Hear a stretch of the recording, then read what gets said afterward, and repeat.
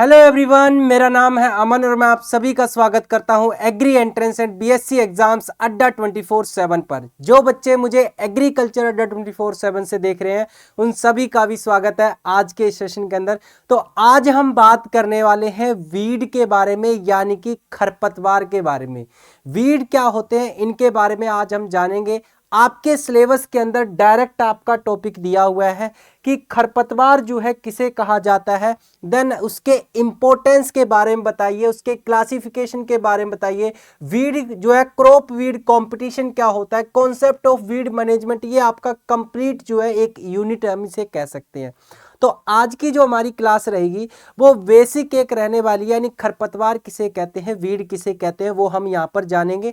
Then importance की अगर मैं बात करूं तो वीड की इंपॉर्टेंस क्या है, तो इसके अंदर बेसिकली हम यहाँ पर पढ़ने वाले हैं कि वीड के जनरली आपकी क्या क्या जो है करेक्टर्स होते हैं, यानी कि उसकी विशेषताएं क्या है, इसके साथ ही साथ क्या जो है उसके हार्मफुल इम्पैक्ट होते हैं, यानी कि क्या जो है उसके बैड इम्पैक्ट जो है देखने को मिलते हैं, वो इसके अंदर हम कवर करेंगे। तो चलिए क्लास को स्टार्ट करते हैं। टॉपिक आपका इंपॉर्टेंट है, डायरेक्ट क्वेश्चन एग्जाम के अंदर सेमेस्टर एग्जाम में आपका देखने को मिलता है कि वीड किसे कहते हैं, देन उसके इंपॉर्टेंस के बारे में बताइए, या वीड किसे कहा जाता है एंड उसके विशेषताएं क्या है, यानी कि उसके कैरेक्टरिस्टिक्स क्या हैं और उसके हार्मफुल इम्पैक्ट जो है क्या देखने को मिलते हैं उसके बारे में बताइए। तो इस तरीके का क्वेश्चन आपका यहाँ पर पूछा जाता है। तो ये जो है हम इस सेशन के अंदर कवर करेंगे। ये मेरा टेलीग्राम ग्रुप है एग्रीकल्चर बाय अमन सर, सभी बच्चे इसको ज्वाइन कर लेंगे। यहाँ पर मैं आपको इस क्लास की पीडीएफ जो है वो प्रोवाइड कर दूंगा, लिंक आपको वीडियो के डिस्क्रिप्शन बॉक्स और कमेंट बॉक्स के अंदर मिल जाएगा टेलीग्राम का।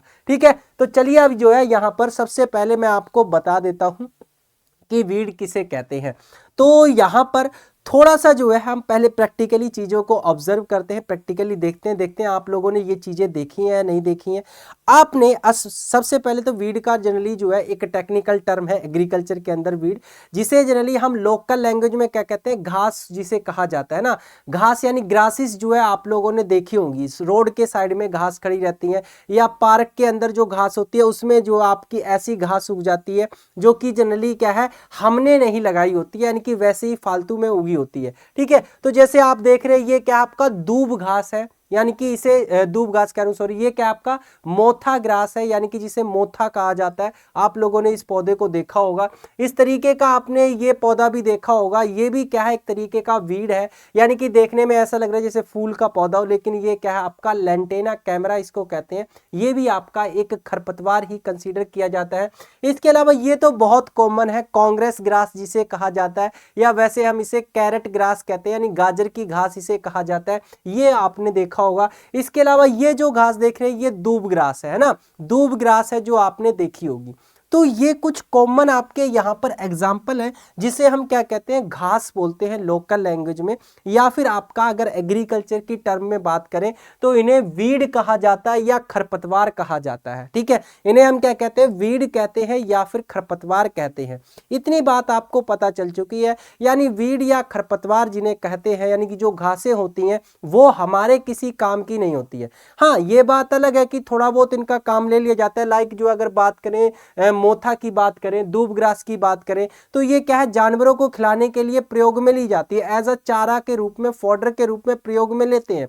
लेकिन वैसे इनका इकोनॉमिक पर्पज, इकोनॉमिक इस्तेमाल जो है इनका नहीं होता है, जैसे कि फसलों का होता है। यानी गेहूं की बात करें तो गेहूं से जो हमें अनाज, यानी कि गेहूं का जो हमें बीज मिलता है या फिर कह लीजिए जो अनाज मिलता है, उसका हम क्या करते हैं, प्रयोग करते हैं खाना खाने के लिए, यानी कि उसको एज अ रोटी के रूप में प्रयोग में लिया जाता है, या बहुत सारी चीजें उससे बनाई जाती हैं। लेकिन यहाँ पर ये जो घास आप देख रहे हैं या वीड आप देख रहे हैं, इससे जो हमें जो है ऐसा कोई बेनिफिट नहीं होता है। कुछ आपके वीड है जो बेनिफिशियल नेचर के होते हैं, जिनका इकोनॉमिक इंपॉर्टेंस होता है, लेकिन ज़्यादा इनका इकोनॉमिक इंपॉर्टेंस नहीं होता। तो हम इन्हें क्या कंसीडर करते हैं, ऐसे पौधे मानते हैं जो कि क्या है फसलों को नुकसान पहुंचाते हैं, जो कि क्या है जानवरों को नुकसान पहुंचाते हैं, जो कि क्या है आपके हमारे एक तरीके से कह लीजिए तो जो फील्ड होता है, जो एग्रीकल्चर फील्ड होता है, वहां पर ये नुकसान करते हैं। कैसे नुकसान करते हैं वो मैं अभी आपको बताऊंगा।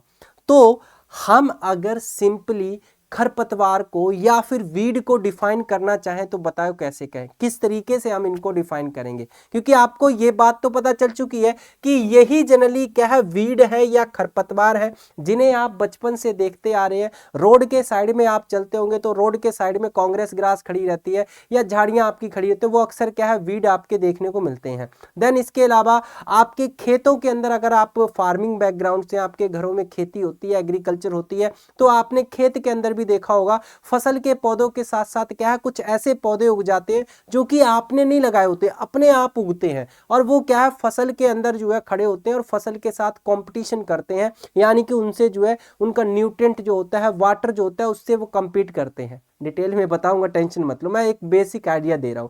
तो ये सारे के सारे क्या है, आपके वीड कहलाते हैं, खरपतवार कहलाते हैं।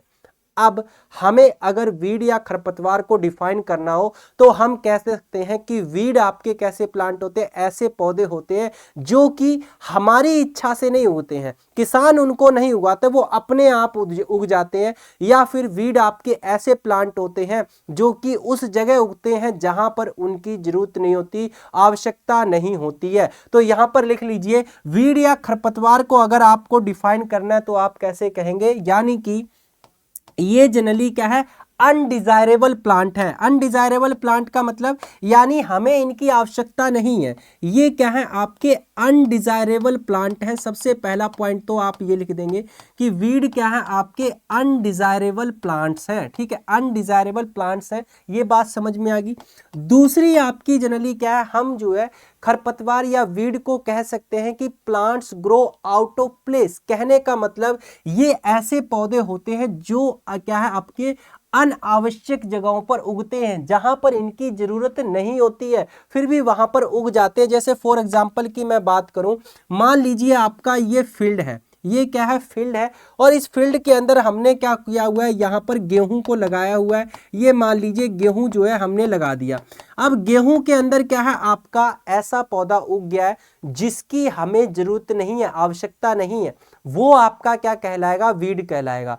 ऐसा पौधा उग गया जिसकी हमें जरूरत नहीं है, वो गेहूं का पौधा नहीं है, वो किसी और फसल का पौधा है, या फिर आपका कह लीजिए वो जनरली क्या है, जंगली पौधा है, तो वो क्या कहलाएगा, वीड कहलाएगा। बात समझ में आई, उसे हम क्या कहेंगे, वीड कहेंगे। यानी कि plants grow out of place, ठीक है, हम ऐसा कह सकते हैं, plant grow out of place, ऐसा कह सकते हैं, प्लांट्स ग्रो, ठीक है, plants grow out of place, out of place, यानी कि जहां पर उसकी आवश्यकता नहीं है, जहां पर वो होना चाहिए वहां पर ना हो के किसी और जगह है। तो एक तो आप ये वाले जो वीड देख रहे हैं, यानी कि इन्हें खरपतवार कहेंगे, जैसा कि आप यहां पर देख रहे हैं, ये बात तो आपको क्लियर हो चुकी है। अब दूसरी बात ये है कि जैसे मान लीजिए यही फील्ड है, इस फील्ड के अंदर हमने गेहूं लगाया हुआ है, यानी कि ये क्या है, आपके वीट के प्लांट लगे हुए हैं, गेहूं के प्लांट लगे हुए हैं, ठीक है। अब इस गेहूं के प्लांट के, यानी कि इस गेहूं के खेत के अंदर अगर मान लीजिए बीच में कहीं मस्टर्ड का प्लांट ग्रो हो जाता है, यानी कि कहीं पर आपका जैसे मान लीजिए यहाँ पर जो है, जहां तक क्या है, सरसों का पौधा उग जाता है, तो बताओ क्या वो खरपतवार कहलाएगा, क्या उसे हम वीड कहेंगे, बताओ क्या उसे वीड कहा जाएगा? बिल्कुल उसे वीड कहा जाएगा। क्यों कहा जाएगा? उसे वीड इसलिए कहा जाएगा क्योंकि ये आपका गेहूं का खेत है, और हमने डेफिनेशन क्या पढ़ी, plants grow out of place, यानी कि उसे जहां पर होना चाहिए वहां पर ना होके वो किसी और जगह है, तो इसीलिए उसे वीड कहा गया है, इसीलिए उसे क्या कहा गया, खरपतवार कहा गया है। तो अगर ये मस्टर्ड का प्लांट है ना, अगर ये क्या है, मस्टर्ड का प्लांट यानी सरसों का पौधा है, तब भी हम क्या कहेंगे, इसे वीड कहेंगे, खरपतवार कहेंगे, एग्रीकल्चर के लैंग्वेज में तब भी उसे खरपतवार बोला जाएगा। इतनी बात समझ में आई है? तो आपके जो रियल में एक्चुअल में जो वीड है वो तो है ही है, लेकिन फसल के पौधे भी क्या है, आपके खरपतवार हो सकते हैं अगर वो ऐसी जगह उगे हुए हैं जहां पर उनकी आवश्यकता नहीं है। तो जरूरी नहीं कि खरपतवार हमेशा जो है ये आपके यही प्लांट होंगे, वो आपके फसल के पौधे भी हो सकते हैं। हाँ, उनको अलग अलग नाम से जाना जाता है। आगे चल के नेक्स्ट क्लास के अंदर हम वीड के क्लासिफिकेशन के बारे में पढ़ेंगे, तब मैं आपको बताऊंगा कि ऐसे खरपतवारों को हम किस नाम से जानते हैं जो कि फसल के पौधे होते हैं लेकिन खेत के अंदर क्या है आपके उगे हुए होते हैं, यानी कि ऐसे खेत के अंदर उगे हुए थे जहां पर उनकी आवश्यकता नहीं होती है। इतनी बात क्लियर हुई। तो यहां पर हम कह सकते हैं अनडिजायरेबल प्लांट्स होते हैं, यानी कि वीड जनरली क्या है अनडिजायरेबल प्लांट होते हैं, अनावश्यक पौधे होते हैं। ये ऐसे पौधे होते हैं जो ऐसी जगह उगते हैं जहां पर इनकी आवश्यकता नहीं होती है, तो वो क्या कहलाते हैं, वीड कहलाते हैं, खरपतवार कहलाते हैं। आई होप आपको ये क्लियर हो चुकी होगी, चीज समझ आ गई होगी। इतनी क्लियर है चीज, बताओ इतनी बात सभी बच्चों को समझ आ चुकी है? हाँ, चले आगे बढ़े। यहां पर देखिए आपका प्रॉपर जो है मैं आपको बता देता हूं, जैसे plants growing where they are not desired, यानी कि वो पौधे ऐसी जगह होते हैं जहां पर उनकी आवश्यकता नहीं है, ठीक है। आउट ऑफ प्लेस क्या है वो आपके ग्रो होते हैं, तो उन्हें जनरली क्या है वीड कहा जाता है। Then weeds are unwanted plant, जैसा कि मैंने बताया था वो क्या है अनवांटेड प्लांट होते हैं या अनडिजायरेबल प्लांट होते हैं। अनवांटेड या अनडिजायरेबल बात एक ही है, अनवांटेड जिसकी आवश्यकता नहीं है। तो वीड्स क्या है जनरली आपके अनवांटेड प्लांट्स होते हैं which grow along with main crops, यानी वो जनरली क्या है मेन फसल के साथ उगते हैं और फिर क्या करते हैं उनके साथ कंपटीशन करते हैं। किस बात का कंपटीशन करते हैं वो मैं अभी आपको चलिए बता ही दूंगा, जस्ट इसी डेफिनेशन के बाद। चलिए मैं बता देता हूं, साथ के साथ आपको समझ आ जाएगा। जैसे मैं यहां पर अगर मैं बात करूं, यहां पर लाइक ये क्या है आपका फील्ड है, इस फील्ड के अंदर हमने क्या किया गेहूं की फसल को लगाया। ये जो आपकी ग्रेन क्रॉस जो है ये आपके गेहूं के पौधों को रिप्रेजेंट कर रहे हैं, यानी कि गेहूं की फसल को रिप्रेजेंट कर रहे हैं, ठीक है। अब इन गेहूं के पौधों को ग्रो होने के लिए बताइए क्या क्या चीज चाहिए होगी, यानी इन गेहूं के पौधों को क्या क्या चाहिए होगा। तो इनको क्या चाहिए होगा, प्रॉपर जो है मॉइस्चर इन्हें मिलना चाहिए, यानी कि मिट्टी के अंदर क्या है प्रॉपर जो मॉइस्चर है वो इन्हें मिलना चाहिए। इसके साथ ही साथ जनरली क्या है इन्हें न्यूट्रिएंट की आवश्यकता होगी। बताओ इन्हें न्यूट्रिएंट यानी पोषक तत्व चाहिए होंगे वृद्धि करने के लिए। न्यूट्रिएंट के बारे में पढ़ चुके हैं ना पिछली क्लासों में, है ना। देन इसके साथ ही साथ इन्हें जनरली क्या है आपकी सनलाइट यानी कि सूरज की रोशनी चाहिए होगी, प्रकाश संश्लेषण के लिए सनलाइट की इन्हें आवश्यकता है ना। इसके साथ ही साथ इन्हें क्या चाहिए होगा, स्पेस चाहिए होगा, स्पेस जो है इनके पास होना चाहिए, है ना। यानी कि जो है आपका फील्ड के अंदर प्रॉपर स्पेस जो है वो अवेलेबल होना चाहिए। तो ये कुछ आवश्यकताएं हैं जो कि क्या है एक पौधे को चाहिए होती है ग्रोथ करने के लिए, अपनी वृद्धि करने के लिए, बढ़वार करने के लिए। बात समझ में आई? तो जब तक यहां पर वो फसल का पौधा है तब तक तो ये उसको अवेलेबल होंगे, लेकिन अगर इसी खेत के अंदर क्या है आपका कोई और पौधा उग जाता है, यानी घास का पौधा उग जाता है, तो उसकी जड़ें क्या करेंगी, उसकी जड़ें जो है जो आपका मॉइस्चर यानी जो नमी क्या है आपकी फसल के लिए थी वो खुद प्रयोग करने लगेगा, जो आपकी न्यूट्रिएंट वो आपकी फसल के लिए थी वो खुद प्रयोग करने लगेगा, जो सनलाइट इसके लिए थी वो खुद प्रयोग करने लगेगा, जो स्पेस इसके लिए था वो खुद प्रयोग करना लगेगा। यानी वीड यहां पर क्या करेगा आपका कंपटीशन करेगा प्लांट के साथ, क्रॉप प्लांट के साथ। तो ये क्या होता है कंपटीशन होता है। जैसे एग्जांपल के लिए चलिए मैं आपको एग्जांपल देता हूं।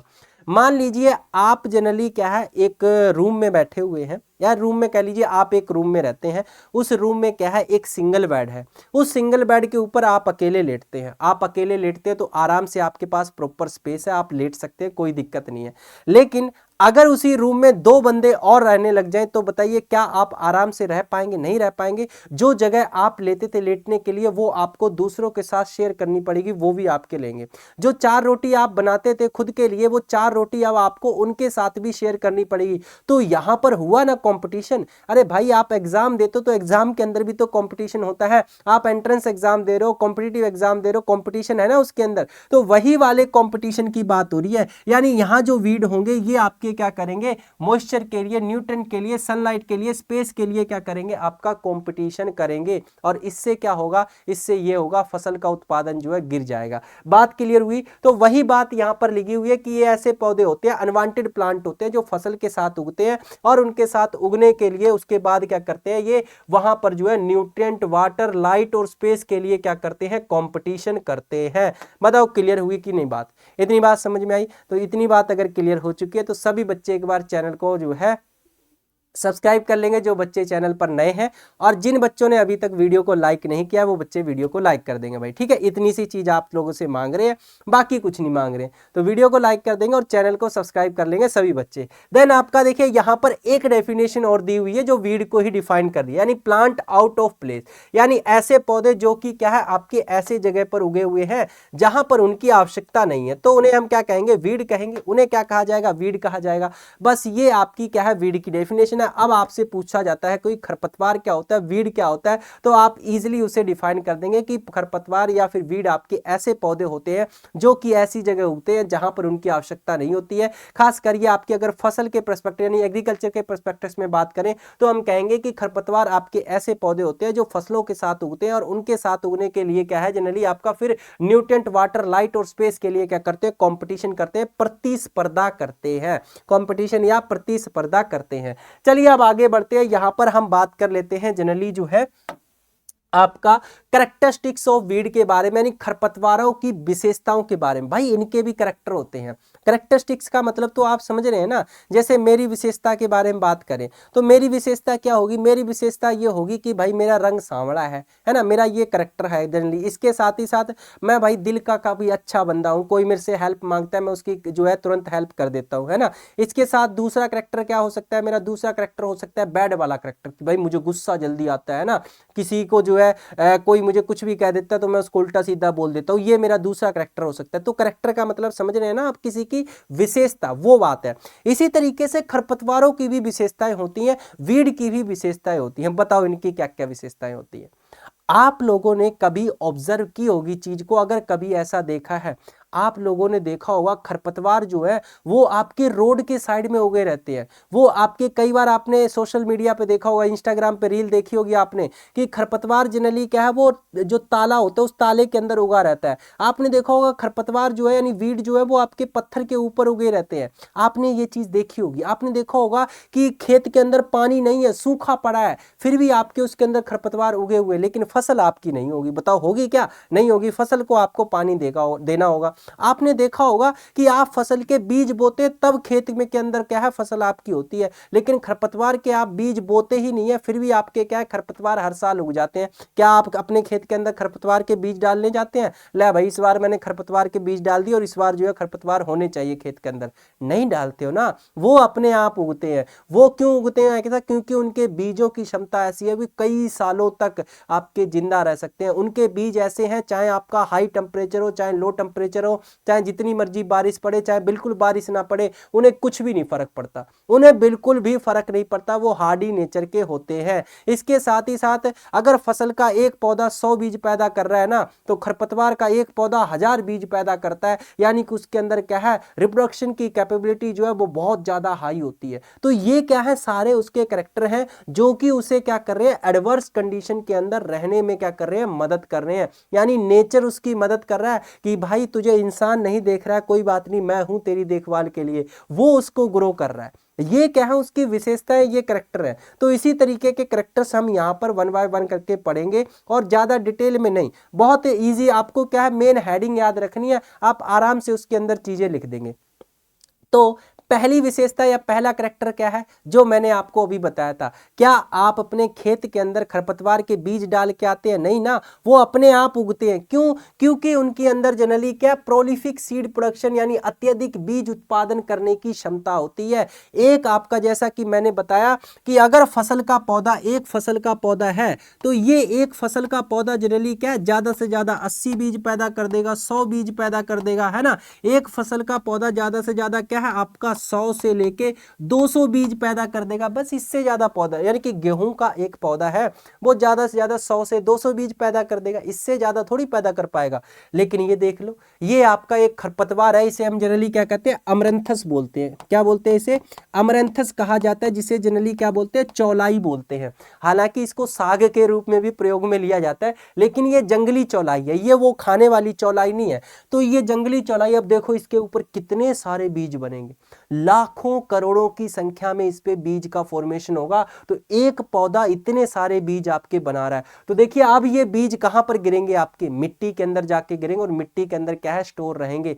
तो यानी खरपतवारों के अंदर जनरली क्या उनकी ये विशेषता होती है कि वो क्या है, आपके अत्यधिक बीज उत्पादन करने की क्या है, क्षमता रखते हैं। अब यहां पर कुछ मैं एग्जांपल आपको बता रहा हूं, एक टेबल मैं आपको दे रहा हूं, उसमें आपको ध्यान रखना है, इसमें मेंशन है कि कौन सा खरपतवार कितने बीज पैदा कर रहा है। ये आपको एक दो एग्जांपल लिखना है। तो जब विशेषताएं लिखेंगे ना, तो विशेषता में आप हेडिंग डालेंगे कि बीज पैदा करने की अत्यधिक क्षमता इनकी होती है, तो आप लिख लेंगे यानी खरपतवारों की बीज पैदा करने की अत्यधिक क्षमता होती है, ये एडवर्स कंडीशन के अंदर भी अपने में बहुत सारे बीज पैदा कर सकते हैं। इस तरीके से आपने लिख दिया। उसके बाद फॉर एग्जांपल के लिए जैसे मैं बात करूं यहां पर जो है हेरी फ्लेवियन की बात करें, तो वो आपका एक पौधा जो है 2,26,753 पौधे बीज क्या है, पैदा करता है। अगर मैं अमरेंथस की बात करूं, जो मैंने अभी आपको दिखाया था, ये देखिए यहां पर आपको नीचे नजर आ रहा होगा, ये आपका क्या है, जो हेरी फ्लीवेन आपका ये वाला बीड है, जो ये खरपतवार है, आपको नजर आ रहा है। आपने बचपन में किया होगा ना, इसको ऐसे पकड़ के ऐसे उखाड़ के फूंक मारी होगी, जो क्या है आपका दूर तक उड़ गया होगा। तो ये वाला जो वीड देख रहे हैं, खरपतवार देख रहे हैं, ये जनरली क्या है, हेरी फ्लीवीन है, जो 2,26,753 बीज क्या है, पैदा करता है एक पौधा। एक पौधा आप खुद सोचिए कि कितनी ज्यादा जो है इसकी रिप्रोडक्शन कैपेबिलिटी होती है। ये आपका अमरंथस है, जो कि 1,96,000 बीज पैदा करता है एक पौधा सिर्फ। देन आपका ये बथुआ है, बथुए का कई बार जो है आप लोगों ने साग भी बनाया होगा, पराठे के रूप में भी खाया होगा, लेकिन ये क्या है, आपका एक खरपतवार, एक वीड है। हाँ, इसका जो है हम एज आ वेजिटेबल के रूप में प्रयोग करते हैं, लेकिन इसको वीड के रूप में क्या है आपका देखा जाता है, जाना जाता है, जो 72,000 बीज पैदा करता है। और देन आपका कसकुटा, अमरबेल आप लोगों ने देखी होगी, जो कि क्या है, हालांकि मरीज वगैरह के काम में भी लेते हैं अमरबेल को, लेकिन ये भी क्या है, एक खरपतवार है। ये भी फसलों को नुकसान पहुंचाता है, जो कि जनरली क्या है 16,000 बीज पैदा करता है एक पौधा। देन इसके अलावा ये आपका, इसे हम कहते हैं जनरली फैलरीज माइनर, यानी गेहूं का मामा या मंडूसी इसे कहा जाता है, जो गेहूं के खेत में आपको देखने को मिलता है और गेहूं के पौधे जैसा ही आपका होता है। कई बार आप लोगों ने इसको तोड़ के और इस तरीके से इसको किया होगा ताकि ये क्या है, बिखर जाए। तो ये क्या है, आपके 400 बीज पैदा करता है एक पौधा। तो ये क्या है, आपकी सीड प्रोडक्शन की कैपेबिलिटी क्या है, बहुत ज्यादा हाई होती है। किसकी, जनरली जो है वीड की, खरपतवार की। तो पहला करैक्टर आपका ये हो चुका है। देन नेक्स्ट आपकी बात कर लेते हैं, highly adaptable and Hardy nature. जैसा कि मैंने बताया था, खरपतवारों के अंदर क्या है, ये शक्ति होती है, क्षमता होती है कि वो अत्यधिक जो है आपका कह लीजिए एडवर्स कंडीशन के अंदर भी क्या है, सर्वाइव कर सकते हैं। जैसे आप लोगों ने देखा होगा, आपके फ्रेंड सर्कल वगैरह में कुछ दोस्त आपके ऐसे होंगे जो बहुत बहुत जल्दी बीमार पड़ जाते हैं, लेकिन कुछ ऐसे होंगे जो बीमारी नहीं पड़ते, उनको फर्क ही नहीं पड़ता, टेम्परेचर कम हो रहा है, ज्यादा हो रहा है, गर्मी हो रही है, ठंड हो रही है, उनको कोई फर्क नहीं पड़ रहा है। वो क्या आपके, वो जनरली उनके अंदर हार्डी नेचर है, रेजिस्टेंस है उनके अंदर। इसी तरीके के खरपतवार होते हैं। जैसा आप यहाँ पर देख रहे हैं, ये पत्थरों के अंदर उगा हुआ है, आप फसल को उगा के देख लो, ऐसे नहीं उगेगी, है ना। ये यहाँ पर देख रहे हैं, आपका रोड के बीच में ये दरारें जो पड़ी हुई हैं, उन दरारों के बीच में आपके क्या है, ये उग चुके हैं। क्यों उग चुके हैं, क्योंकि इनका नेचर ऐसा है, ये उग जाते हैं भाई, इनको नेचर ने ऐसा बनाया हुआ है, ये हार्डी नेचर के हैं, रेजिस्टेंट है इनके अंदर, ठीक है। तो ये क्या है, विशेषता इनके अंदर पाई जाती है, highly adaptable and Hardy nature, यानी अत्यधिक अनुकूलनीय और क्या है, कठोर प्रकृति के ये होते हैं। तो कठोर परिस्थितियों में भी क्या है, ये उग जाते हैं, चाहे पानी कम होगा तब भी ये उग जाएंगे, पानी ज्यादा होगा तब भी ये उग जाएंगे, न्यूट्रिएंट कम होंगे तब भी ये उग जाएंगे, और जनरली क्या है, न्यूट्रिएंट ज्यादा होंगे तब तो ये उगेंगे। तो ये क्या है, इनका दूसरा करैक्टर आ जाता है, दूसरा नेचर आ जाता है। कोई दिक्कत नहीं है लिखने में, आप आराम से लिख देंगे। वही मैंने बताया, सिर्फ आपको क्या है, ये हेडिंग याद रखनी है। और हेडिंग भी ऐसा नहीं है कि रट्टा मारो, नहीं, खुद आप जनरली जो है, आप वीड क्या होते हैं, खरपतवार क्या होते हैं, वो तो आप जान चुके हो। तो अपने माइंड के अंदर सोचो ना यार, कि वो जनरली क्या, रोड के साइड में खड़े हुए, जहां पर कभी हम पानी नहीं देते, जहां पर कभी हम न्यूट्रिएंट नहीं डालते हैं, वो वहां पर उगे हुए हैं। जो रोड के बीच में दरारें पड़ी होती है, वो वहां पर उग जाते हैं। जो पत्थर है उनके ऊपर उग जाते हैं। जो ताले आपके होते हैं, उनके अंदर आपने तालों के अंदर उगे हुए देखे, तो उनका वो नेचर है, यानी कि वो हार्डी नेचर के हैं ऐसे, ठीक है। तो इस तरीके से क्या है, आपको ये लिख देना। देन आपका सीड डोरमेंसी एंड वाइबिलिटी, इसका कहने का मतलब क्या है, अब कहने का मतलब ये है, जैसे अभी मैंने पहला पॉइंट आपको क्या बताया था कि इनके अंदर ऐसा नेचर होता है, जैसे मान लीजिए ये पौधा है, ठीक है, ये पौधा, और ये पौधा क्या करेगा, बीज पैदा करेगा, और बीज पैदा करने के बाद वो बीज क्या है, आपका नीचे आके यानी कि मिट्टी के अंदर गिर जाएगा, ठीक है। ये मिट्टी के अंदर आपका गिर गया, आपने इसको फसल की तरह हार्वेस्ट थोड़ी किया भाई। आप गेहूं है, गेहूं को हार्वेस्ट करके उसके बीज स्टोर कर लेते हो, क्या आपने इसका बीज स्टोर किया कभी? कभी आपने सोचा चलो यार जो कांग्रेस ग्रास है उसके बीज को जो है तोड़ के रख लेता हूं अपने पास, अगले बार जो नेक्स्ट सीजन जब आएगा उसका तब उसकी बुआई कर दूंगा? किया क्या आपने? नहीं किया ना। ये जनरली क्या है आपका, इन्हें नेचर ने ऐसा बनाया हुआ है, ये बीज पैदा करते हैं और वो बीज क्या है आपके मिट्टी में गिर जाते हैं। मिट्टी में गिरने के बाद वो बीज जब अगले साल उनको वो टेम्परेचर और वो आपका मॉइस्चर मिलता है जो उनको चाहिए, ठीक है, क्योंकि वो जर्मिनेट तभी होंगे जब उनको वो मॉइस्चर वो टेम्परेचर मिलेगा। तो जिस समय उनको वो टेम्परेचर और मॉइस्चर मिलता है वो जनरली क्या है दोबारा उग जाते हैं और क्या है आपका दोबारा से नए पौधा का रूप ले लेते हैं। आपने देखा होगा ना बरसात के समय बहुत सारे नए नए खरपतवार निकलते हैं, नए नए वीड निकलते हैं। तो ये क्या है, यानी कि उनका बीज मिट्टी के अंदर पड़ा है भाई, हमने उनको ना तो स्टोर, हमने तेज बारिश से उनको नहीं बचाया, तेज टेम्परेचर धूप से हमने उनको नहीं बचाया, नेचर ने क्या है उनको बचाया। नेचर ने कैसे बचाया? क्योंकि उनके अंदर वो अडेप्टेबिलिटी है, वो आपके लंबे समय तक क्या है वाइबल रह सकते हैं, जिंदा रह सकते हैं, ठीक है। वाइबिलिटी का मतलब यहाँ पर क्या है, जीवन शक्ति कह लीजिए या फिर आपका यहाँ पर कह लीजिए उनकी जीवन शक्ति या फिर कह लीजिए उनके अंदर वाइबल रहने की यानी कि जिंदा रहने की कैपेबिलिटी क्या होती है, ज्यादा होती है। वो क्या है डोरमेंसी के अंदर चले जाते हैं। डोरमेंसी का मतलब क्या है, सिंपल सी भाषा में समझाता हूं, आगे एग्रीकल्चर में आप पढ़ोगे डोरमेंसी के बारे में, सिंपल सी भाषा में मैं समझाता हूं। जैसे आपने देखा होगा मेंढक आपको कब नजर आते हैं? मेंढक आपको बरसात के टाइम नजर आते हैं, बाकी समय मेंढक कहां चले जाते हैं? मेंढक मरते नहीं है, वो जमीन के नीचे मिट्टी के नीचे चले जाते हैं। कहां पर? डोरमेंसी अवस्था में, जमीन के नीचे जाके, जिसे हाइबरनेशन कहते हैं। क्या सुना होगा ना आपने बायोलॉजी के अंदर, हाइबरनेशन जिसे कहा जाता है। सेम उसी तरीके से डोरमेंसी का मतलब ये होता है कि जनरली जैसे आपका ये बीज है, ये बीज जिंदा है यानी कि इसके अंदर अभी लाइफ है, लेकिन अगर आप इस बीज को क्या करते हो, सही टेम्परेचर सही तापमान देते हो, ये बीज तब भी आपका अंकुरित नहीं होगा। ये डोरमेंसी में पड़ा हुआ है, सुप्त अवस्था में पड़ा हुआ है। ये आपका जब इसकी डोरमेंसी यानी कि जब जनरली क्या है इसकी डोरमेंसी ब्रेक होगी, और वो डोरमेंसी ब्रेक कब होगी? जब इसका टाइम होगा जर्मिनेट होने का, उस समय क्या है ये आपका जर्मिनेट हो जाएगा। तो उसे जनरली क्या कहा जाता है? डोरमेंसी कहा जाता है। यानी निंद्र अवस्था में क्या ये चला जाता है, इसे हम क्या कहते हैं? सुप्तावस्था जो है कहते हैं। बात समझ में आई? तो ये इसका जो है थर्ड जो है करेक्टर हो जाता है। नेक्स्ट है deep rooted system. Deep root system से देखिए क्या फायदा है यहाँ पर, जैसा कि आप यहाँ पर देख रहे हैं ये आपको ग्रास नजर आ रही होगी, ये जनरली क्या है आपकी, इसे हम कहते हैं जनरली जो है आपका यानी कि जैसे आपका कांस बोला जाता है, इसे लोकल लैंग्वेज में अगर मैं कहूँ तो कांस कहते हैं। जैसे आपका गन्ना होता है ना, गन्ना जो होता है, गन्ने का आपके पत्तियां देखी होंगी आपने, सेम उसी तरीके से इसकी भी देखिए आपको पत्तियां देखने को मिल रही है। ये क्या है, खाई वगैरह जो होती है, खेत के जो बड़ी बड़ी कह रहा हूँ मोटी मोटी जो आपकी डोल होती है, वहां पर क्या है ये उगी रहती है।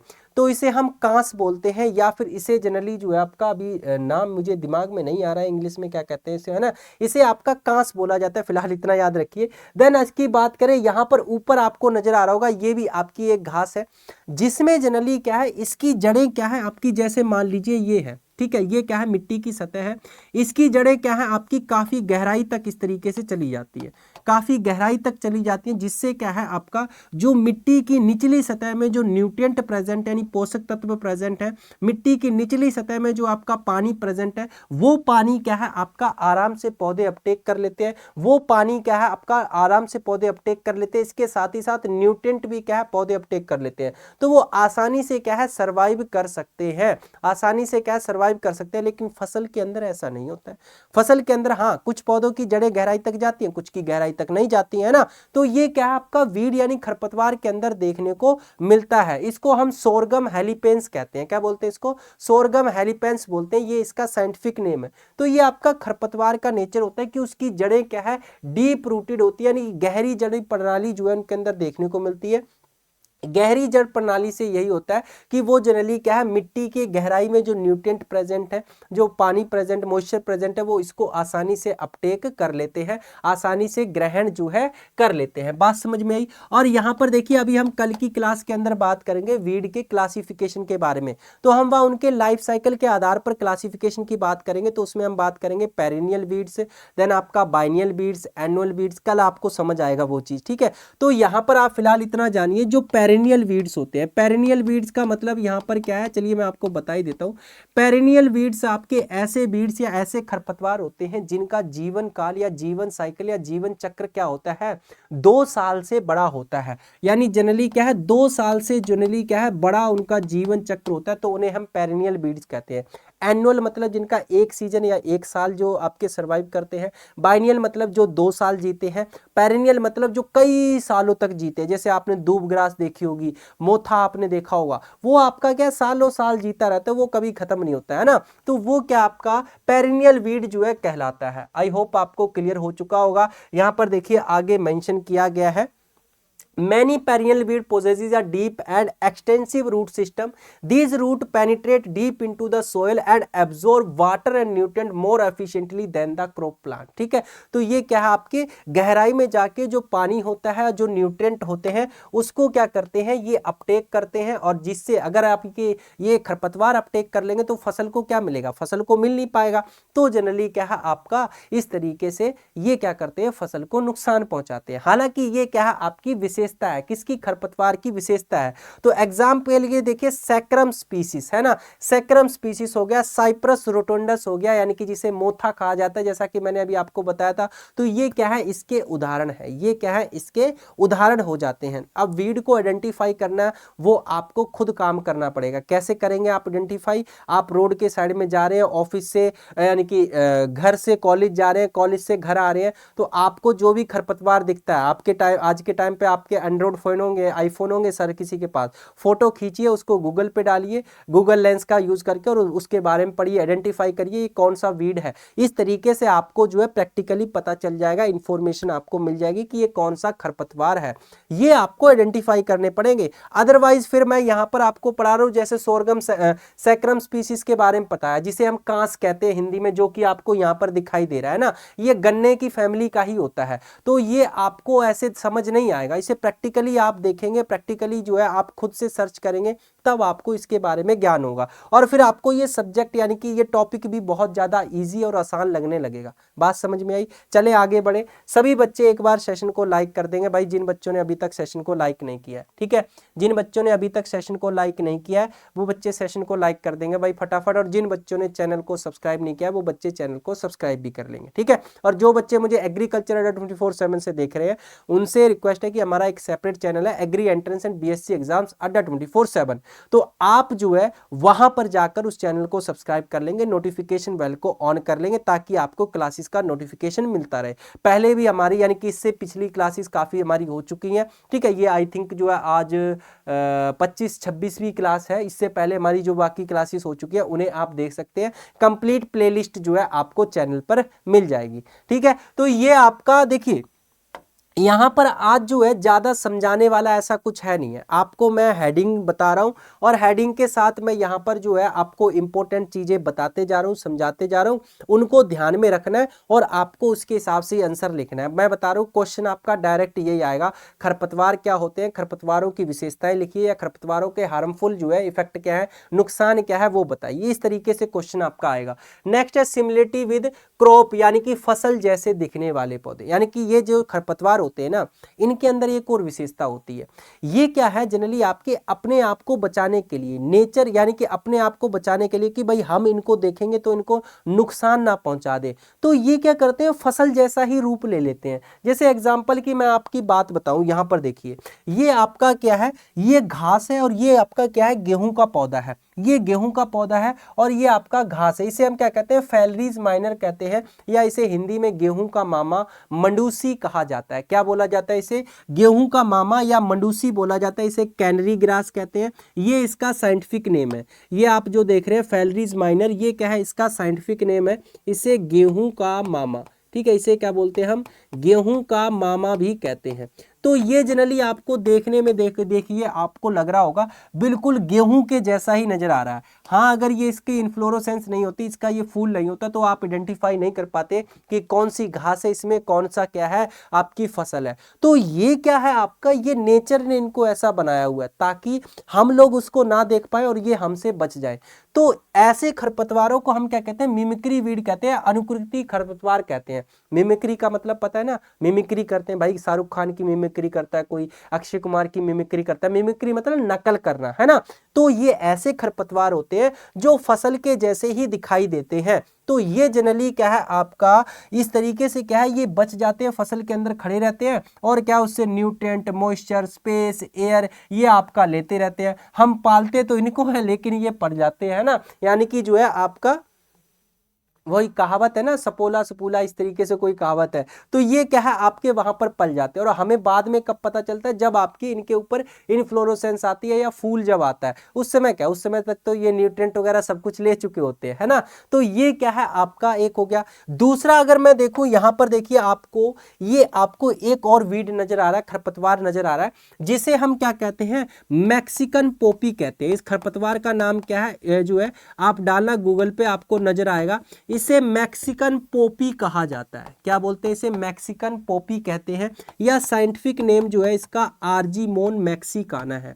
साइंटिफिक नेम क्या है इसका, आर्जीमोन मैक्सिकाना जो है इसका साइंटिफिक नेम है। अब यहां पर बताओ आपको क्या नजर आ रहा है, आर्जीमोन मैक्सिकाना, या फिर इसे जनरली क्या बोला जाता है, हिंदी में सत्यानाशी कहा जाता है। हिंदी में इसे क्या कहते हैं हम, सत्यानाशी कहते हैं। हिंदी में क्या बोलते हैं इसे, सत्यानाशी कहते हैं, या फिर आप इस तरीके से लिख लीजिए सत्यानाशी इसे जो है बोला जाता है। तो यहां पर बताइए ये पौधा आपका, या फिर इसे कटीली भी कहा जाता है। क्या बोलते हैं, कटीली भी कहते हैं, क्योंकि इसमें कांटे नजर आ रहे हैं। तो अलग अलग जगह अलग अलग नाम है, बट ये कुछ कॉमन नेम है, मैक्सिकन पोपी, सत्यानाशी या आर्जीमोन मैक्सिकाना इसका साइंटिफिक नेम है। अगर आप इसके बीज को देखते हैं तो बताइए कैसा नजर आ रहा है आपको, इसके बीज सरसों के बीज के जैसे नजर आ रहे हैं, आ रहे कि नहीं आ रहे। तो जब इसके बीज क्या है सरसों के बीज के साथ मिक्स हो जाते हैं, आपको पता ही नहीं चलता है कौन सा सरसों का बीज है, कौन सा जो है खरपतवार का बीज है। तो इस तरीके से क्या करते हैं, ये सरवाइव करते हैं, नेचर के अंदर रहते हैं। तो यहाँ पर वही है सिमिलरिटी विद क्रॉप, यानी फसल जैसे दिखना। तो some weed resemble crop plant and escape control failures minor क्या है इसका उदाहरण आ जाता है। और मैंने दूसरा एग्जाम्पल भी दे दिया जिसके सीड क्या है आपके सिमिलर आपको नजर आ रहे हैं। देखिए सरसों के जैसे क्या है आपको दिखाई दे रहे हैं, है ना। ये जनरली क्या है, ये जो खरपतवार है इंसानों के अंदर डिजीज भी कोज करता है। अभी आगे मैं बताऊंगा हार्मफुल इंपैक्ट के बारे में, तब मैं वहां पर आपको बताऊंगा इसके बारे में। नेक्स्ट जो है यहाँ पर वेजिटेटिव प्रोपेगेशन, ये इसका जो है अगला क्या आ जाता है, कह लीजिए एक तरीके का करैक्टर आ जाता है। वेजिटेटिव प्रोपेगेशन का मतलब क्या है, हालांकि देखिए वेजिटेटिव प्रोपेगेशन का मतलब यहाँ पर ये है जो पौधे होते हैं यानी कि जो फसलें होती हैं वो दो तरीके से प्रोपेगेट करती हैं। फसलें जो होती हैं, पौधे जो होते हैं वो आपके दो तरीके से प्रोपेगेट होते हैं। आप लोगों ने देखा हो प्रोपेगेशन का मतलब यहाँ पर क्या है, प्रोपेगेशन का मतलब होता है यानी कि जो है आपका नए पौधे बनाना, यानी कि नए पौधों को जन्म करना, नए पौधे बनाना, वो आपका प्रोपेगेशन कहलाता है। इसके दो तरीके होते हैं, एक होता है आपका सेक्सुअल मेथड, दूसरा होता है आपका आसेक्सुअल मेथड। दूसरा कौन सा होता है, आसेक्सुअल मेथड। जो सेक्सुअल मेथड होता है इसमें जनरली जो प्रोपेगेशन होता है वो किससे होता है, बीज से होता है, यानी सीड से होता है। जो आसेक्सुअल मेथड होता है इसे हम क्या कहते हैं, वेजिटेटिव प्रोपेगेशन भी कहते हैं। यानी इसके अंदर जनरली वेजिटेटिव प्रोपेगेशन भी क्या है, इसे आपका बोला जाता है, वेजिटेटिव प्रोपेगेशन भी कहा जाता है इसे, ठीक है। आपने देखा होगा कि बहुत सारे पौधे ऐसे हैं जो बीज के अलावा, सीड के अलावा, सीड तो अब पता है ना आपको क्या होता है। देखिए भाई ये बहुत सी बेसिक टर्में हैं, तो मैं आपको ये कहना चाहूँगा अगर डायरेक्ट आप इस क्लास में आए हो तो भाई आपको आधी चीज़ें समझ नहीं आएंगी, क्योंकि पिछली जो क्लासें हैं मैंने वहाँ पर बहुत सारी चीज़ें पढ़ाई हैं, बहुत सारी बेसिक चीज़ें करवाई हैं। अब मैं यहाँ पर सीड जो है दोबारा से बताने लग गया तो आपका ये टॉपिक ही कंप्लीट नहीं हो पाएगा, ठीक है। तो पिछली क्लासें जो है आप लोग देखते आइए, तब आपको अच्छे से समझ आ जाएंगी। तो आसेक्सुअल मेथड या वेजिटेटिव प्रोपेगेशन का मतलब क्या है, यहाँ पर बीज के अलावा जो दूसरा भाग होता है पौधे का, दूसरा भाग का मतलब यानी वो जनरली क्या है, पौधे की जड़ हो सकती है, रूट हो सकती है, वो जनरली क्या है पौधे का स्टेम यानी तना हो सकता है, वो जनरली क्या है पौधे की लीफ यानी पत्ती हो सकती है, वो जनरली क्या है आपका ट्यूबर हो सकता है, वो क्या है आपका राइजोम हो सकता है, ठीक है, वो क्या है आपका जनरली जो है रनर हो सकता है। यानी ये पौधे के ही क्या है अलग अलग भाग है, अलग अलग पार्ट है, जिसका प्रयोग हम किसके लिए करते हैं, नए पौधे बनाने के लिए करते हैं। तो वो क्या कहलाता है, वेजिटेटिव या आसेक्सुअल प्रोपेगेशन मेथड कहलाता है, जो कि जनरली क्या है खरपतवारों के अंदर देखने को मिलता है। जैसे ये आपकी क्या है, दूब ग्रास है, दूब ग्रास के अंदर देखिए आपका ये जो आप देख रहे हैं, है ना, ये क्या है, यहाँ से टूटा और नया जो है आपका क्या बन जाएगा, खरपतवार बन जाएगा। इस तरीके से इसका प्रोपगेशन हो जाता है। तो ये राइजोम जो है आपका, इसे हम क्या कहते हैं, राइजोम कहते हैं। जो आपको यहाँ पर नजर आ रहा है, तो राइजोम से प्रोपगेशन हो रहा है। ये आपको मोथा नजर आ रहा है, मोथा है ना, मोथा नजर आ रहा है, जिसमें आप देख रहे होंगे ये आपका यहाँ पर क्या है, ट्यूबर नजर आ रहा होगा आपको, जो छोटी छोटी गांठ बनती है, उससे देखिए एक नया पौधा क्या है यहाँ पर आपका बनकर तैयार हो गया है। तो ये क्या है आपका जो है प्रोपोगेशन का तरीका है, यानी कि खरपतवारों के अंदर क्या है, वेजिटेटिव प्रोपोगेशन देखने को मिलता है। वानस्पतिक जो है यहाँ पर आपका प्रवर्धन होता है, जिससे क्या है नए पौधे क्या है आपके बनते हैं। इतनी बात क्लियर हो चुकी है। तो ये खरपतवारों के अंदर है, जिसकी वजह से क्या है वो जल्दी जल्दी अपने आप को मल्टीप्लाई कर सकते हैं। जैसे दूबग्रास की अगर मैं बात करूं, इसको आप काट दो, फिर से दूसरे दिन क्या है ये आपका उग जाता है। ऐसी अगर मैं बात करूं यहाँ पर मोथा की, इसको आप काट दो, फिर से क्या है ये दूसरे दिन आपका उग जाता है। तो ये क्या है, इसके अंदर कैपेबिलिटी होती है। तो ये भी क्या है, इसका करेक्टर है, विशेषता है। ठीक है, नेक्स्ट अब बात करेंगे यहाँ पर हार्मफुल इफेक्ट के बारे में। हार्मफुल इफेक्ट का मतलब यानी खरपतवार जो है वो किस तरीके से हमें नुकसान पहुंचा रहे हैं। सबसे पहला तो जो हार्मफुल इफेक्ट है वो क्या आपका कंपटीशन विद क्रॉप, यानी फसलों से प्रतिस्पर्धा। देखिए टाइम आपके पास क्या है, जनरली कम है। आप भी नहीं चाहते हैं कि आपका टाइम वेस्ट हो, है ना, मैं भी नहीं चाहता हूं कि आपका टाइम वेस्ट हो। तो मैं यहाँ पर डायरेक्ट आपको सारी चीजें यहाँ पर समझाता जा रहा हूं, आप जो है उन चीजों को लिखते जाइएगा। और जिन बच्चों ने अभी तक चैनल को सब्सक्राइब नहीं किया वो बच्चे चैनल को सब्सक्राइब जरूर कर लेंगे, नोटिफिकेशन बेल को ऑन कर लेंगे। और जिन बच्चों ने क्लास को लाइक नहीं किया वो आपके क्लास को लाइक कर देंगे भाई, सभी बच्चे, है ना। इतनी बात क्लियर है, चलें आगे बढ़े। ओके, अब देखिए यहां पर सुनिए ध्यान से, हार्मफुल इफेक्ट ऑफ वीड यानी खरपतवार के हानिकारक प्रभाव से मतलब क्या, पहला आपका हार्मफुल इफेक्ट क्या है, कंपटीशन विद क्रॉप। यानी कि खेत के अंदर क्या है आपके खरपतवार उग गए। जैसा मैंने आपको स्टार्टिंग में ही बताया था ना, जैसे मान लीजिए ये खेत है, इस खेत के अंदर मैंने क्या किया, यहाँ पर जो है आपकी ये फसल लगा दी। मान लीजिए गेहूं आपका लगा दिया है ना, गेहूं मैंने यहाँ पर ये लग चुका है। अब गेहूं के बीच बीच में क्या है आपके खरपतवार भी उग चुके हैं, यानी ये खरपतवार आपके उग चुके हैं। तो क्या करेंगे भाई, है तो दोनों पौधे ही ना, आपका गेहूं वो भी पौधा है, खरपतवार यानी वीड वो भी पौधा है। तो जो गेहूं को चाहिए होगा, गेहूं को क्या चाहिए, न्यूट्रिएंट चाहिए यानी पोषक तत्व चाहिए। गेहूं को क्या चाहिए, स्पेस चाहिए यानी जगह चाहिए। गेहूं को सनलाइट चाहिए, गेहूं को जो है आपका मॉइस्चर चाहिए। तो वही सारी चीजें आपकी किसको चाहिए होंगी, इसको भी चाहिए होंगी, यानी कि किसको, वीड को भी चाहिए होंगी। तो वही जो मैंने एग्जांपल दिया था, एक बेड पे आप अकेले सो रहे थे, फिर दो लोग और आ गए, फिर आप सोए, 4 रोटी आप अकेले खा रहे थे, फिर 2 लोगों के साथ और शेयर करनी पड़ी, वही सीन होगा। तो अब क्या होता है, जो खरपतवार होते हैं ना, इनका नेचर ऐसा होता है कि ये जो क्रॉप है, यहाँ पर देखिए जो ग्रीन प्लांट आपको नजर आ रहा है ये फसल का पौधा है, और जो आपको रेड प्लांट नजर आ रहा है ये वीड का पौधा है, वीड का पौधा है यानी खरपतवार का पौधा है। तो जो फसल के पौधे होते हैं ना, उनका नेचर ऐसा होता है कि बेचारे ना ज्यादा जल्दी उग नहीं पाते हैं, ज्यादा जल्दी ग्रो नहीं हो पाते हैं, वो हार्डी नेचर के नहीं होते हैं। लेकिन खरपतवार जो है ना, ये ऐसे होते हैं एकदम से उग जाते हैं। आपने देखा होगा खेत के अंदर आप बीज की बुआई करके आते हैं, फसल उगने से पहले खरपतवार उग जाते हैं, क्योंकि वो क्या है आपके जल्दी उग जाते हैं। अब वो जल्दी उग रहे हैं तो ये सी बात है, वो न्यूट्रिएंट लेना भी क्या कर देंगे, जल्दी शुरू कर देंगे। तो जब तक फसल आपकी जर्मिनेट होकर तैयार होती है तब तक वो न्यूट्रिएंट को जो है खा चुके होते हैं, यानी कि लगभग क्या है आपका न्यूट्रिएंट को वो लेना शुरू कर देते हैं। फिर आपका ये पौधा क्या है छोटा ही रह जाता है, और ये पौधा क्या है बड़ा हो जाता है। जब ये पौधा बड़ा होने लगता है तो क्या जो सनलाइट धूप आती है, फोटोसिंथेसिस के लिए चाहिए, प्रकाश संश्लेषण के लिए चाहिए सनलाइट। तो सनलाइट जनरली क्या आपकी इस पौधे के ऊपर आके गिरती है, लेकिन वो आपका क्या है ये खरपतवार के द्वारा रोक ली जाती है, इसके ऊपर पड़ती नहीं है। वो क्या है आपकी छाया जो है कर देता है, जिससे आपके क्या है ये पौधा प्रॉपर ग्रोथ नहीं कर पाता है। तो जनरली कंपटीशन के अंदर क्या है, वही आपका पॉइंट लिखना है कि यहाँ पर लाइट के लिए कंपटीशन होगा, यहाँ पर जनरली क्या है वाटर के लिए कंपटीशन होगा। यहाँ पर जनरली वाटर मतलब यानी कि मॉइस्चर की बात हो रही है, ठीक है। यहाँ पर क्या है मॉइस्चर के लिए कंपटीशन होगा, यहाँ पर क्या आपका स्पेस के लिए कंपटीशन होगा, यहाँ पर क्या आपका न्यूट्रिएंट के लिए कंपटीशन होगा, यानी कि जनरली पोषक तत्व के लिए कंपटीशन होगा। तो ये जनरली क्या आपका कंपटीशन देखने को मिलता है किसके अंदर, जो है आपका फसल और जो है खरपतवार के अंदर, यानी वीड और जो है क्रॉप के अंदर जीतता कौन है? जीतता है आपका खरपतवार, यानी वीड जीतता है, क्योंकि इसको ये जनरली क्या आपके अभी करेक्टर पढ़े ना, इसकी आपने विशेषताएं पढ़ी, उस वजह से ये आपका जीतता है। भाई जो ताकतवर होगा वही तो जीतेगा, तो ताकतवर क्या है? आपका वीड होता है, तो यही क्या है? आपका जीतता है।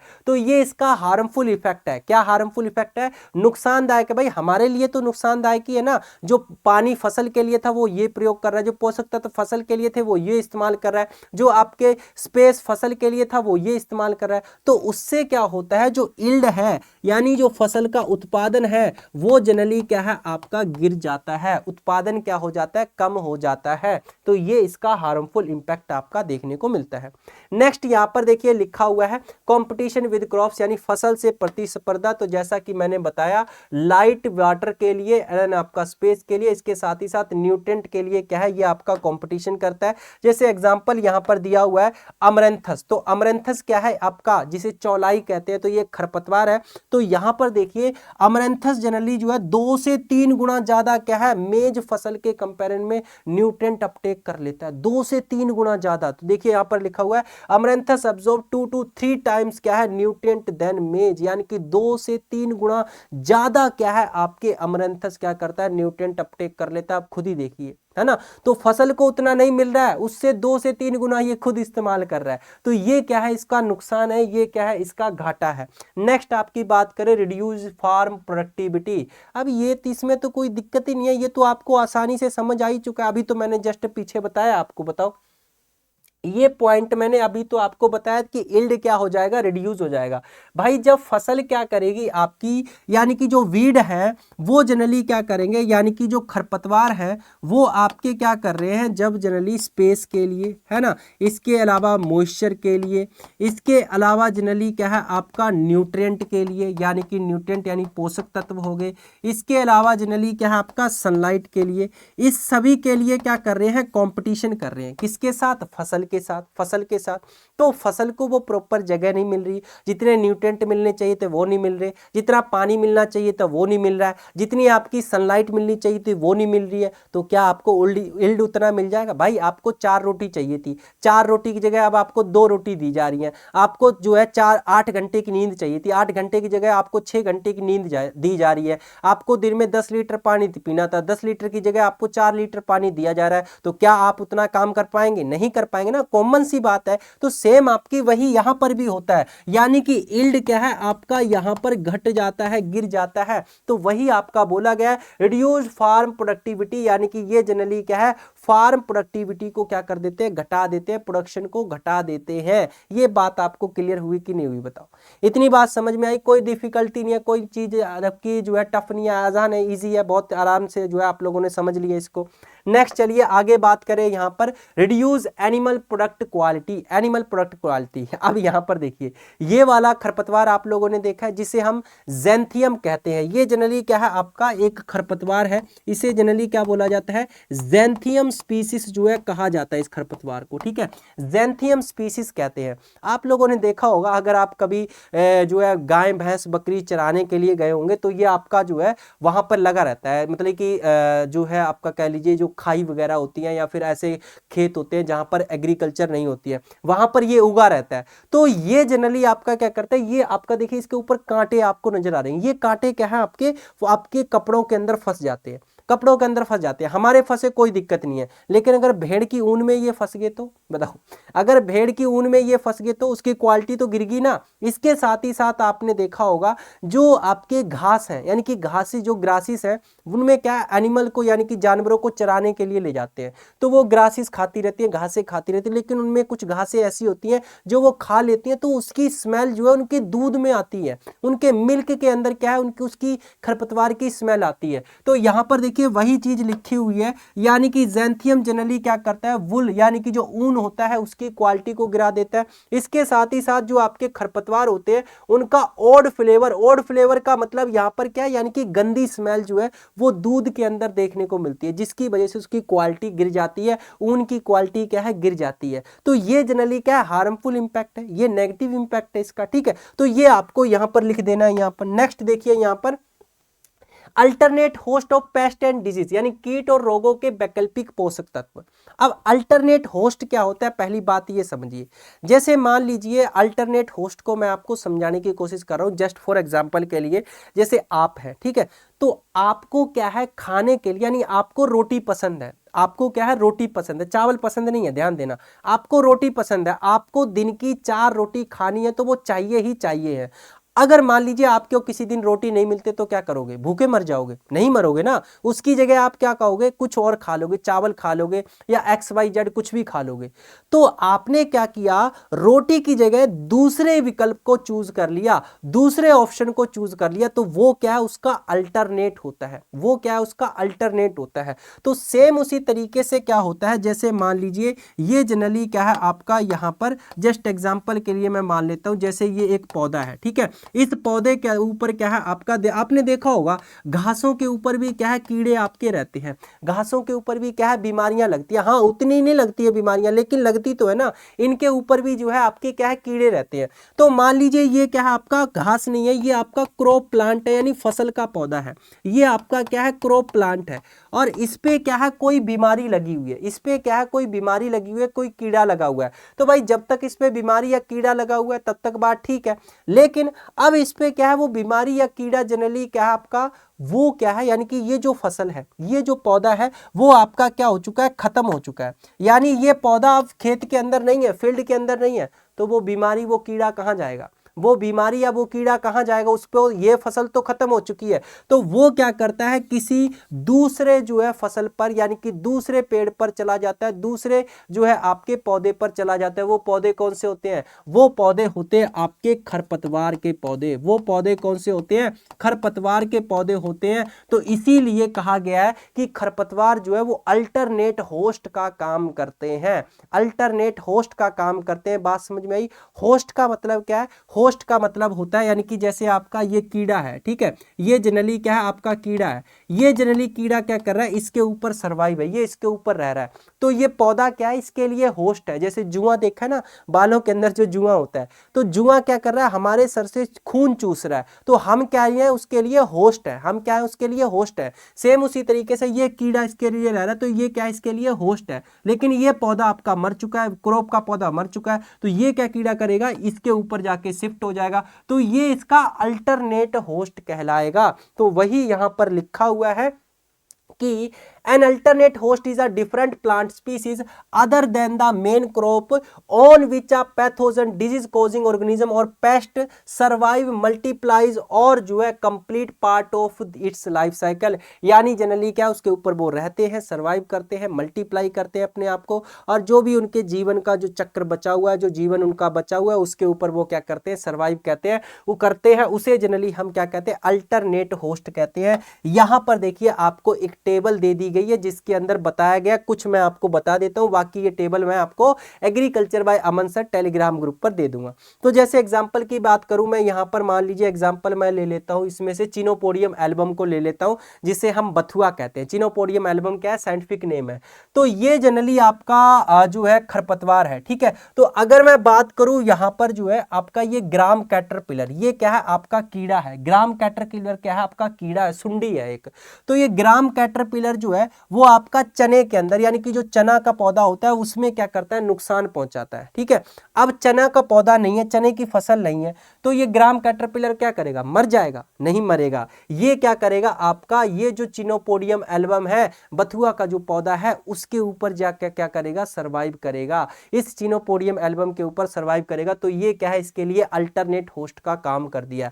सेम उसी तरीके से जैसे मान लीजिए यहां पर ये आपका कॉटन पी या टोमेटो यानी कपास, मटर और टमाटर है, इसके ऊपर जो है बिल्ट यानी मुरझान जो है, ये क्या है, एक डिजीज है, बीमारी है, जो कि इन फसलों के अंदर होती है। तो बीमारी है तो ऑब्वियस सी बात है किसी ना किसी कॉजल ऑर्गेनिज्म से होगी। तो जब ये फसलें नहीं होगी तो क्या वो कॉजल ऑर्गेनिज्म मर जाएगा। कॉजल ऑर्गेनिज्म का मतलब वो आपका कह लीजिए माइक्रो ऑर्गेनिज्म जो कि डिजीज कोज कर रहा है, बैक्टीरिया, फंजाई, जो कुछ भी हो सकता है। तो क्या ये मर जाएगा, नहीं मरेगा। वो क्या करेगा आपका, ये एग्रोपायरन पोर्टुलिका, ये आपका एक खरपतवार है, इसके ऊपर सर्वाइव करेगा।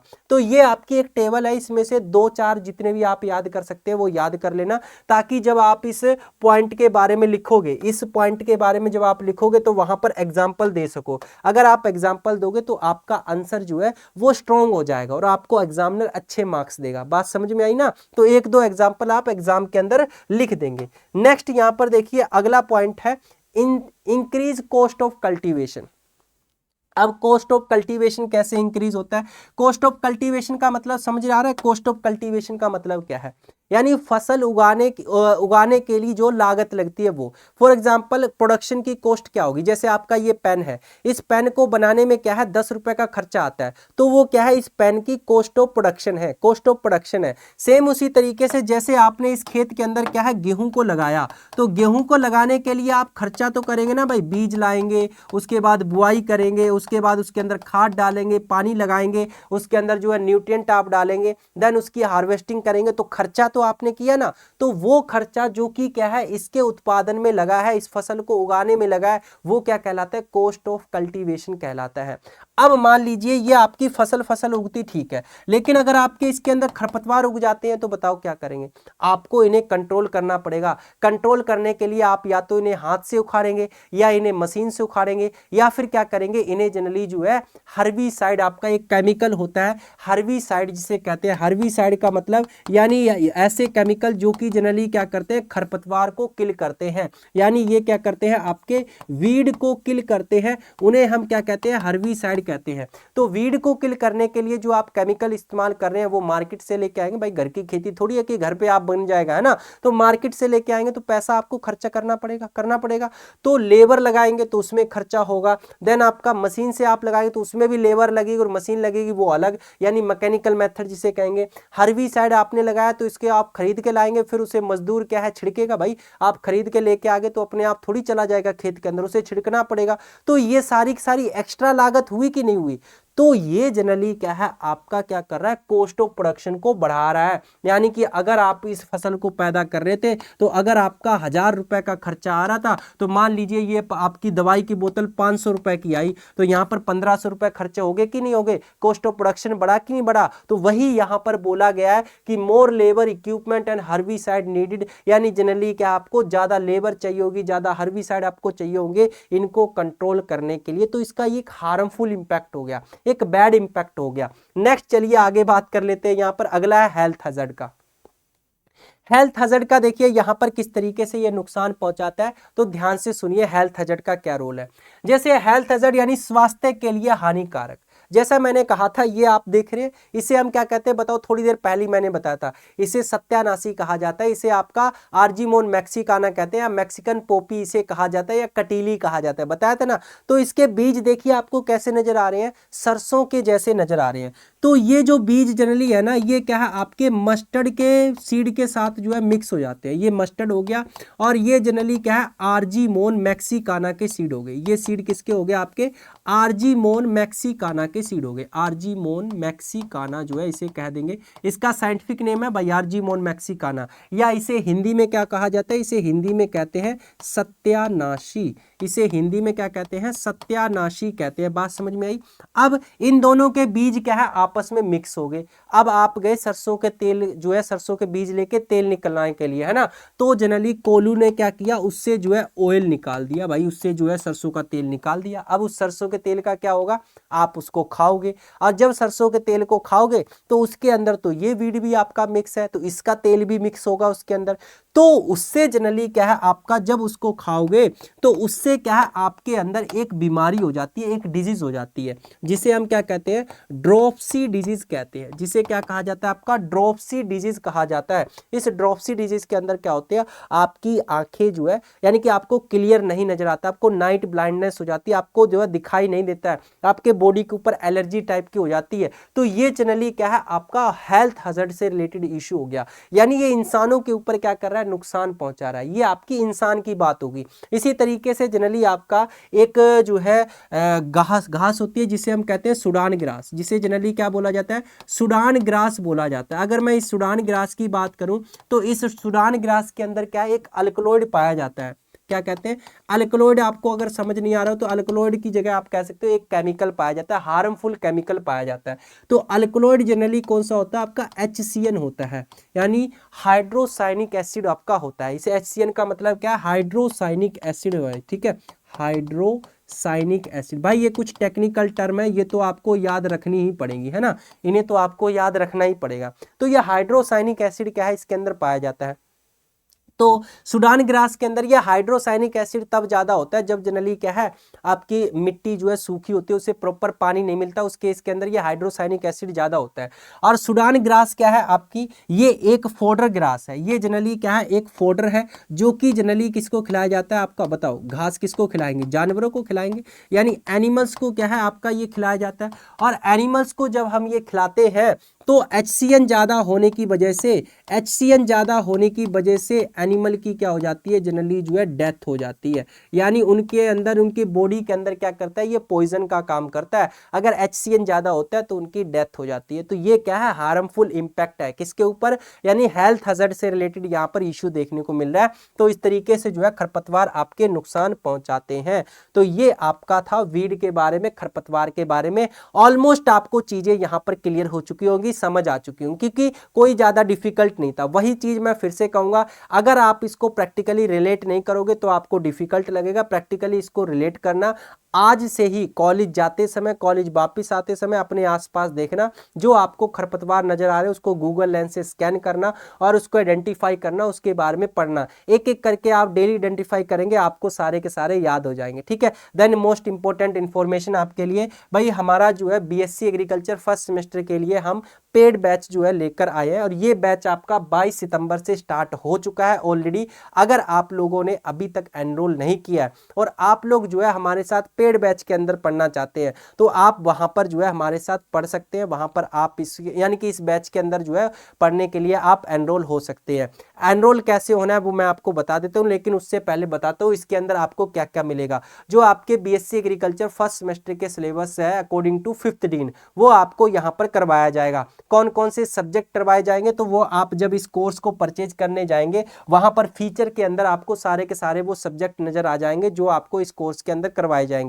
देन आपका इस, जैसे मैं यहाँ पर पढ़ा रहा हूँ इस तरीके से आपको पढ़ाया जाएगा। इसके साथ ही साथ आपको डिटेल्ड नोट दिए जाएंगे, आपको क्वेश्चंस की प्रैक्टिस करवाई जाएगी, पेपर्स जो है आपके सोल्व करवाए जाएंगे, टाइम टू टाइम आपका टेस्ट लिया जाएगा। ये सारी चीजें क्या है आपको वहां पर प्रॉपर गाइडेंस की जाएंगी, ठीक है। इस कोर्स का प्राइस आपको 2749 रुपए जो है नजर आ रहा है फिलहाल। जो है अगर आप इस कोर्स को परचेज करते हैं तो आपको 22/10/21 जो है कूपन कोड लगाना है। जैसे ही आप ये कूपन कोड लगाएंगे, आपको यह है इस प्राइस में क्या है ड्रॉप देखने को मिलेगा, आपको डिस्काउंट मिल जाएगा। तो आपकी मर्जी है, आपको मैं सिर्फ इतना कहना चाहूंगा, देखिए फर्स्ट सेमेस्टर है और अभी आपका बेसिक जो है वो क्लियर नहीं है। बेसिक आपका क्या है स्ट्रॉन्ग होना चाहिए किसी भी सब्जेक्ट को पढ़ने के लिए। तो फर्स्ट सेमेस्टर के अंदर अगर आपका बेसिक क्लियर हो जाता है, बेसिक स्ट्रॉन्ग हो जाता है, तो आगे की एग्रीकल्चर आपके लिए ईजी हो जाएगी, आसान हो जाएगी। बाकी कोई जबरदस्ती नहीं है, आप यहाँ पर भी पढ़ सकते हैं, पेड के अंदर पढ़ना चाहे वहां पर भी पढ़ सकते हैं, ठीक है। जो एक्स्ट्रा फीचर, जो एक्स्ट्रा एडवांटेज आपको मिलेगा वो मैंने आपको यहाँ पर बता दिया। इतनी बात क्लियर हो चुकी है। अब परचेज कैसे करना है वो मैं आपको बता देता हूं। आप जाएंगे प्ले स्टोर पर, यानी कि आपको जाना है अपने मोबाइल के प्ले स्टोर पर, वहां पर आपको डाउनलोड करना है अड्डा 24/7 की मोबाइल एप्लीकेशन। जैसे ही आप मोबाइल एप्लीकेशन डाउनलोड करेंगे, उसमें रजिस्ट्रेशन करेंगे। रजिस्ट्रेशन करने के बाद आपको जाना है एग्रीकल्चर के सेक्शन में। एग्रीकल्चर के सेक्शन में जैसे ही आप जाएंगे, वहां पर आपको नजर आएगा BSc एग्रीकल्चर सेमेस्टर बैच। उसके अंदर जाके आपको ये बैच नजर आएगा, उस पर क्लिक करना, नीचे मोर ऑफर पे, मोर ऑफर पे क्लिक करने के बाद आपको कूपन अप्लाई करने का ऑप्शन आएगा। ये कूपन अप्लाई करना, आपको डिस्काउंट मिल जाएगा। लेकिन उससे पहले मैं कहूंगा एक बार प्रॉपर तरीके से फीचर पढ़ लेना कोर्स के, ठीक है। यानी कि कौन कौन से सब्जेक्ट आपको यहाँ पर पढ़ाए जा रहे हैं, क्या वो आपके कोर्स के अकॉर्डिंग है या नहीं है। इसके अलावा आपका टाइम टेबल भी आपको वहां पर दिया हुआ है, 4 सब्जेक्ट का टाइम टेबल आपको वहां पर मिल जाएगा। बाकी का टाइम टेबल जस्ट अपलोड कर दिया जाएगा, जल्दी आपको मिल जाएगा, ठीक है। तो ये सारी इंफॉर्मेशन मैंने आपको दे दी। इसी के साथ क्लास को यहीं पर खत्म करते हैं। देन इसके अलावा ये मेरा टेलीग्राम ग्रुप है agriculture by Aman sir, link आपको वीडियो के डिस्क्रिप्शन बॉक्स में मिल जाएगा। तो जिन बच्चों ने अभी तक इसको ज्वाइन नहीं किया, ज्वाइन कर लेना। इस क्लास की PDF मैं आपको वहां पर दे दूंगा। और लास्ट इंपॉर्टेंट इंफॉर्मेशन वही है आपकी, अगर आपको जो है वीडियो पसंद आई है, अच्छी लगी है, समझ आई है सारी चीज़ें, तो कमेंट सेक्शन के अंदर बता दीजिए, ठीक है। वो बता दीजिए आप। अगर आपका कोई डाउट रह चुका है तो वो भी आप कमेंट सेक्शन के अंदर बता सकते हैं। कोई सजेशन आपको देना वो कमेंट सेक्शन के अंदर आप दे सकते हैं। देन इसके अलावा जो बच्चे नए हैं वो चैनल को सब्सक्राइब कर लेंगे, नोटिफिकेशन बेल को ऑन कर लेंगे। जो बच्चे मुझे एग्रीकल्चर अड्डा 24/7 से देख रहे हैं, तो हमारा एक सेपरेट चैनल है agri entrance and BSc exams Adda 24/7। तो वहां पर आप उसको जाके सब्सक्राइब कर ले और नोटिफिकेशन बेल को ऑन कर ले। लिंक आपको जो वीडियो का टाइटल है उसके नीचे देखिए @agri entrance करके नजर आ रहा होगा, उस पर जैसे ही क्लिक करेंगे आप वहां पर पहुंच जाएंगे। ठीक है, थैंक यू।